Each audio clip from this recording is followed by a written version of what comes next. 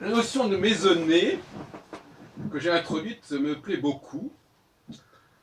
Elle englobe tout ce que j'appelle le domaine environnemental.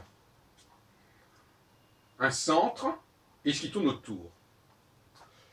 Et on n'a pas assez compris le processus de la maisonnée, c'est-à-dire de tout ce qui gravite comme cela autour.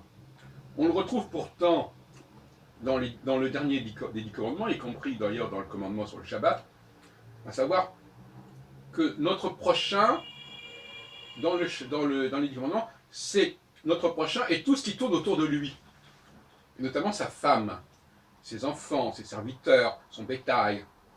Et on pourrait ajouter aujourd'hui tout ce qui est sa propriété, d'une certaine manière, tous les instruments, tous les objets qui tournent autour de lui, qui en sont le prolongement.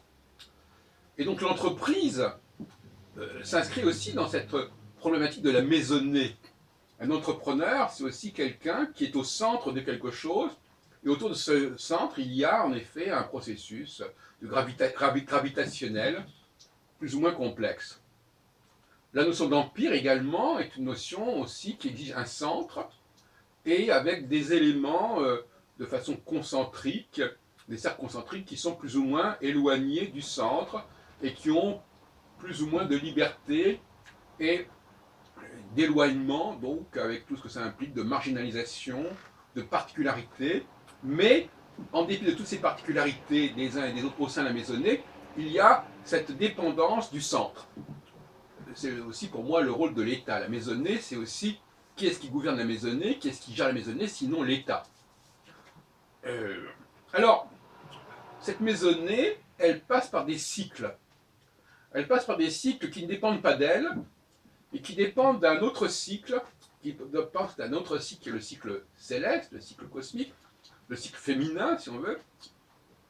Et ce cycle féminin fera que la maisonnée, à certains moments, sera en accord, en harmonie avec le centre, et d'autres moments, elle cherchera à s'en émanciper, n'est-ce pas, comme un corps qui sort, comme un satellite qu'on enverrait et qui à un moment donné échapperait à la gravitation terrestre. Eh bien, à un certain moment, cette maisonnée, elle va être menacée par un processus qui est assez classique d'ailleurs, où, puisque le pouvoir se délègue, à un moment donné, ce pouvoir, à force de se déléguer, il échappe complètement au centre. On connaît l'histoire de France, on connaît les risques de démantèlement de la France, du royaume de France, on pense à la guerre de 100 ans, entre autres. On sait à quel point il y a des phénomènes d'autonomisation qui se font et qui se font aux dépens du centre, avec des phénomènes de régionalisation, etc. Et donc le centre doit gérer ce phénomène centrifuge-centripète, n'est-ce pas? À un certain moment, la maisonnée va être complètement polarisée sur le centre, et à d'autres moments, elle va chercher à s'autonomiser par rapport au centre. Et tout ça, ce sont des lois que j'ai bien définies, je crois, dans ce que j'appelle l'Astro 7. Par conséquent, comme je le disais à propos de Régis Debray dans une précédente vidéo, on ne peut pas parler de la société si on ne comprend pas dans une société même, il y a des éléments autour du centre qui sont également humains, mais qui sont humains sous un autre statut. Les esclaves, les femmes, les machines ont quelque chose aussi d'humain par certains côtés. Et d'autre part, si on ne comprend pas que ces phénomènes de satellisation par rapport au centre passent par des périodes de remise en question de cette dépendance, comme on peut l'avoir vu par exemple en 1989, comme on peut l'avoir vu en 2011, etc. etc.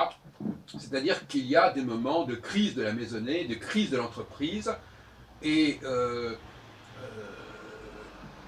à ce moment-là, il y a donc des périodes où la maisonnée se renforce et d'autres périodes où elle est en contestation et où il y a une sorte de meurtre du père, c'est-à-dire quelque chose de l'ordre du centre dont on ne reconnaît pas le pouvoir, puisque ce pouvoir a été délégué, puisque ce pouvoir a été dispatché. Et comme dirait d'ailleurs, je crois que c'est justement Régis Debray à propos de Constantin, il y a un moment donné où le pouvoir, justement, vient d'en haut, et par conséquent, il vient toujours d'ailleurs, le pouvoir. Donc, effectivement, à un moment donné, les gens de la maisonnée refusent de reconnaître la hiérarchie, refusent la verticalité, et donc finalement, ils essaient de mettre à bas la verticalité. Et inversement, il y a des périodes où c'est cette maisonnée elle-même qui va être en quelque sorte contrainte, mise sous le joug du centre, et il va y avoir un recentrage, un recadrage, et voilà comment les choses alternent indéfiniment.